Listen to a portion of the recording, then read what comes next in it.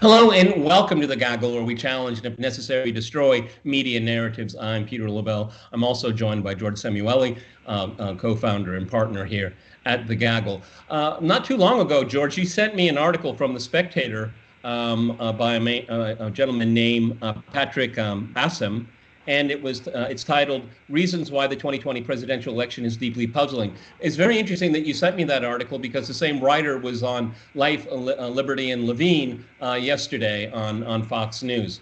Fascinating article. Take us through it. Well, it is a fascinating article. Patrick Basham is the head of something called the Democracy Institute. He's a pollster, and he's a very cool-headed person. He got a litany of anomalies.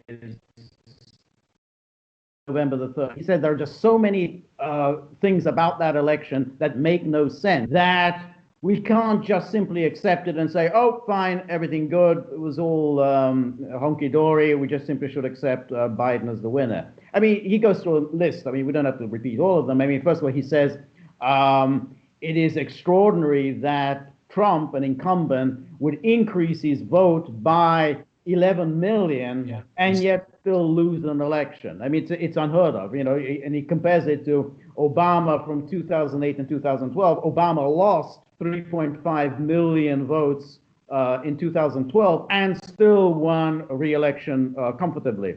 He talks about the fact that Biden had no coattails. Again, Biden supposedly has won more votes than any other presidential candidate in American history, yet he has no coattails.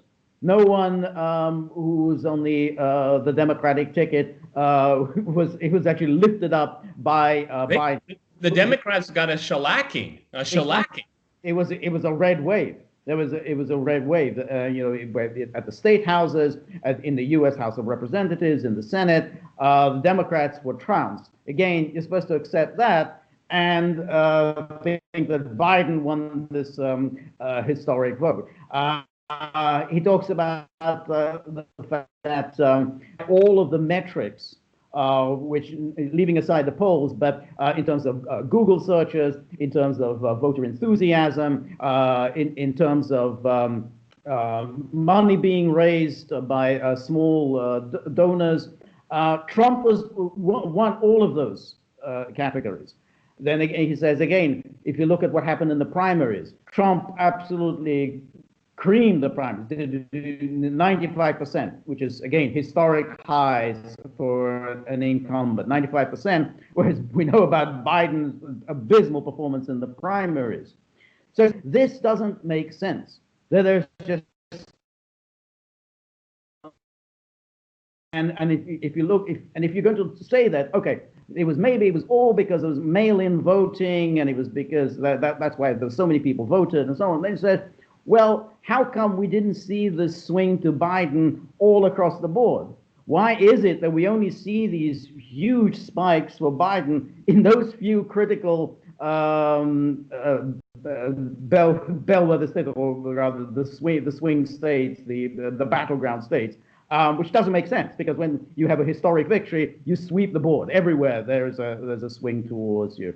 So he says, well, we need to look at it. We can't just simply sit down and say, oh, well, election's over, and we must accept it. There's just too much here that's baffling. Okay, what was your take? It's really interesting because you're right. There's so many metrics there that he goes through. It's interesting. The Democrats this time around, the Republicans this time around focused on what voters would vote on, but the Democrats were very, very different. They were very strategic. They focused on how people vote. Okay, that is a very different approach in this election here. What I find so troubling, and I think it was a fantastic article, and it should be an article of national conversation. If you think it's rubbish, rubbish it. Okay. Forensically, point by point by point, because I found it to be actually quite fascinating and really eye-opening, particularly, like you said, I didn't know this, that Trump got, he lost, but he got more votes running as an incumbent, which I've never heard of that happening before, getting more and losing. It's extraordinary. Right. No Right. coattails and all that. So, I mean, the thing that he focuses in on, and it's something that we here at the Gaggle have kept our eye on, is that just the sheer number of ballots out there. Now, Right. I find it quite startling that they just mail out ballot. I thought you had to request under very specific circumstances. Like let's say your Yes. elderly mother is in a nursing home. Well, you bring the papers to her. She has to sign it. Somebody has to make sure that the chain of custody is correct, where she gets the request is sent in, and then it is returned, where there is again Right. custody chain, where the ballot was generated and it was sent and it was received. All the paperwork down there. I mean, you have to understand is that throughout American history, there's been a very, very strong hesitation against mail-in stuff because it's so open to fraud, and that's why they make it kind of hard for you. I mean, if you really want to vote and you're outside of the country, and I think there's a cutaway for military people. Obviously, that is different if they're serving abroad. But everyone makes it. The media makes it sound like this is so normal. This is absolutely absurdly abnormal of having so many ballots floating around. And No, and that's exactly right. And what was so deceptive about the media is that in the run up to the election, they said, oh, well, absentee ballots, they're very secure.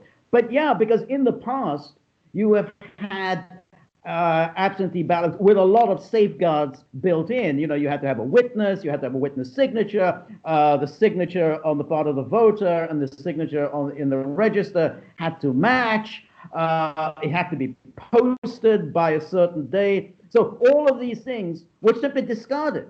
So you can't say, well, it's always been very safe. Yeah, but once you abandon every single safeguard that had been in place, then no, it is no longer safe. And it is absolutely ripe for abuse. And these mail-in ballots traditionally, just is what you just said, they make it so stringent that double-digit percentage-wise are thrown out because they didn't follow the procedure. And that doesn't mean any malice was involved. It's just that you screwed it up. You put it in the wrong envelope. You forgot to sign it. These are the conditions where they would throw it out because it doesn't reach standing. But this, I mean, now they're reporting that it's like not even 1%. It's less than 1%. How is that possible? How is that possible? I'm And not that's making any claims here, but how is that possible? right. There is so many puzzling things about all of this. Very, very much so. If the number of people voting by mail-in has gone up by tenfold, and yet the number of ballots rejected has decreased tenfold, then this makes really absolutely no sense, particularly as these are people who have not voted by mail-in before, and therefore would obviously get things wrong. They would know where you put the signature, when you put in the envelope. So it would make sense that people who are inexperienced at doing this would make that many more mistakes than people who have done this before. So again, it doesn't make too much sense. You know what we should do? You should check the New York registrar. I'll check the California registrar. Let's find out if we voted in the election. Yeah, no, that's right. And again, there was a suspiciously large number of voters who only voted for Biden Yeah. and didn't vote down ballot, which again makes no sense because if you're voting at home, you can do it at leisure. You're not under any pressure, at the polling station. You can just, in your own sweet time, go through the list of candidates and put a cross with the candidates. This hasn't happened. So again, how come you have suddenly all these votes just for Biden and for nobody down ballot? One thing there's one very simple thing that could be done to demonstrate to the public that the media narrative is coherent and honest, which putting honesty in the mainstream media in one sentence is a real challenge. Well, what about those four people in Georgia fiddling with the ballots after everybody went home? I mean, these are physical people. I mean, who are they? Right. What are they doing? I think that's a Yeah, reasonable thing it's to ask. people know who they are. How come they're not on the telly? giving interviews and explaining what it is they were up to. We're being told nothing to see here, perfectly normal, everything was correct. Okay, well let's hear it from the people and just explain what it was they were doing. Why did they kick out all the observers, and why did they stay behind, and why did they appear to be scanning votes? Just come along, tell us what happened. Don't just say everything normal, nothing to worry about. That's not good enough. One of the things I've been thinking about since the election day, and I've been thinking also at the same time about the motivations by those behind the Russiagate hoax. And it's kind of the Jim Comey syndrome, a higher cause. And I think this is something that we have to grapple with, because he claims, at least publicly, and I think he basically has perjured himself on TV. It's up to the legal authorities to determine. He might have even perjured himself in front of Congress. Flynn asked Flynn about lying. Okay. But what I think is really interesting here is people are just ideologically possessed, and they will throw away the rules. They'll throw away what we nominally two reasonable persons could agree with, what is right and what is wrong. See, and that's why I think of those four people. Do they realize that they could be committing a crime, or in their minds, this rises above the law? I'm making a moral judgment here. Well, if that's the case, and that's the case with Jim Comey and Peter Strzok and all the rest of them, then we're in a really bad place, because that's why we have laws, because they should apply to everyone equally. You just can't say, I'm going to suspend the law because I think it's a greater cause. I mean, that's only a train wreck in front of us here, because what happens if a certain politician runs in 2024, and you're going to have people say, I'm going to do it for him no matter what. I don't care about the rules. I'm going to get him back. Okay, then you're in a bad place. Well, that's the problem, that there appears to be no consequences for the people who perpetrate this. Just as it's now obvious that none of the people who were involved in concocting the Russiagate hoax, in violating the rights of Americans such as Carter Page and Michael Flynn, none of those people are going to face any punishment. On the contrary, they've enjoyed promotion, fat book deals, cushy lectureships in prestigious universities. Of course, why wouldn't somebody go? And now, apparently, with Trump on the way out, the whole issue would just simply be swept under the rug. So, in the same way here, these people may well think, hey, well, nothing's going to happen to us, because even if somebody prosecutes us, we'll go before a friendly judge who will just say, oh, honest misunderstanding, no malicious intent, case dismissed. It's like the Kavanaugh. It's like the Kavanaugh hearing. It was basically all hearsay. Something I might have remembered 30 years ago, and this person I think might be there. What it was there. This, but there's no forensic evidence, whatsoever. But here, I would really like to know. Apparently, according to Rudy Giuliani, they have 1,000 affidavits, signed and sworn affidavits. Okay, I'm just going to take that face value. Okay, just because I heard him say it. Then we're being asked to believe that all of these people are liars, all of them. Right. No, that's exactly right. And what I don't fully understand, I guess. I probably do understand, is why the judges before whom these cases are being filed, why they can't just simply say, okay, let's do a statistical sampling. We don't have to count all the votes. Let's do a statistical sampling and see how many votes were cast illegally. And then we can make an estimate as to whether the total number of votes that need to be discarded exceeds the margin of Biden's victory.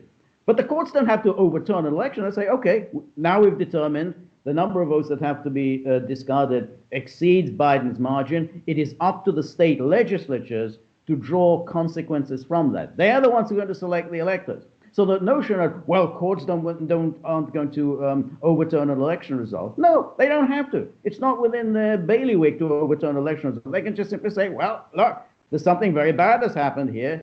Clearly, by the statistical sampling shows that the number of illegal votes exceeds Biden's margin of victory. That's all. But none of them are doing it. answer is they're too cowardly.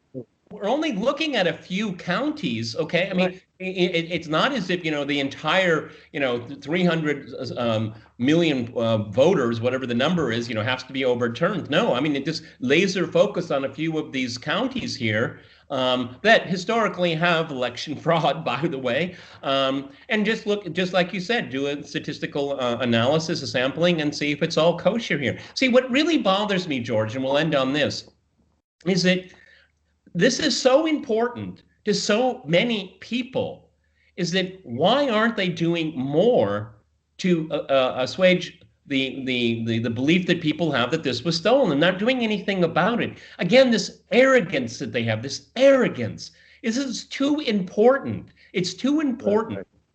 This article in the Spectator, this should be a template and just say, okay, just prove every single point this guy makes. If you can, I'm willing to listen. And try to convince me. I just want to be convinced, because I am not making any claims of fraud here. But there's just too many anomalies in here that you can make the claim that this was a free and fair election. You can't say that with a straight face. No, and I think that it's not just a failing on the part of the media, that's to be expected, but it's a failing on the part of the courts, because the courts are, when confronted with all these allegations of fraud, are just simply saying, you don't really have standing, I'm throwing this case out. So they're not actually adjudicating on the merits of the claims, they're just throwing out the plaintiff. Well, as far as the people are concerned, the people who voted for Trump, they don't understand that argument. If there's fraud, there's fraud. The fraud should be investigated. What do you mean you don't have standing? You mean I can't go to court and redress a grievance because I don't have standing? I mean, people don't understand that argument. Yeah. And it is kind of incomprehensible. But if it isn't explained to people crystal clear what's going on here, they're going to hold that belief for the rest of their life. I mean, this will be a seminal political moment in the electorate if it isn't addressed correctly. And we're running out of time here. People need to be assured that this was an unusual election, but an election that had a fair result. That's what they need to do, and they're not doing it. And they will rue the day that they didn't take this opportunity. Well, that's exactly right. And when you have these kinds of arguments in which the court, and this is becoming a pattern with these courts, they first of all, if you bring a case before the election, then they say, well, you haven't shown any injury yet, so therefore you have no standing. Yeah. Then if you bring a case after the election, and you're told, too late. Latches, it's called latches, the legal term. Exactly. I mean, again, people look at this and they don't understand what the hell is going on. I mean, these are supposed to be the courts which are supposed to address people's grievances, not play these little semantic games. Now this week, there's going to be a hearing before the U.S. Supreme Court, and we'll see what happens there. We'll see. I mean, again, there are already 4 votes absolutely locked in against Trump. The 3, liberal, quote, liberal, unquote, votes, plus Roberts. So Trump only has to lose one of the 5 to be thrown out of the U.S. Supreme Court. So again, you have to say the odds are not great in his favor. We'll end on this. The unfortunate thing is that the people that will understand the complexity and the dubiousness of this election are those people that have in the past voted absentee, because they'll understand what you have to go through. And this was just like giving away candy, throwing it up in the air, and just letting it pop up all over the place. And there's no chain of custody. I mean, when I was told that the people just walk by and drop ballots into a box, what? I mean, when I lived in the United States, that would be impossible to do on any level. On any level. Exactly. Exactly. Because if you're going to take democracy seriously, then you have to take the practice of democracy, namely elections, seriously. You can't just simply take it for granted as if you say it's just throwing candy at children. You got to take this seriously, and that means you have to ensure election security. And what they've done this time was simply no security at all, no safeguards whatsoever. I mean, and they're expecting you to take this seriously? No. Well, if they don't take it seriously, they're going to rue the day because American elections will never be the same. On that note, there, thank you very much, George. We here at the Gaggle will keep our laser-like focus, as George likes to say, and I always attribute to him now, on this issue and so many more things during the upcoming week. So if you like this, like, share, and subscribe, and stay tuned.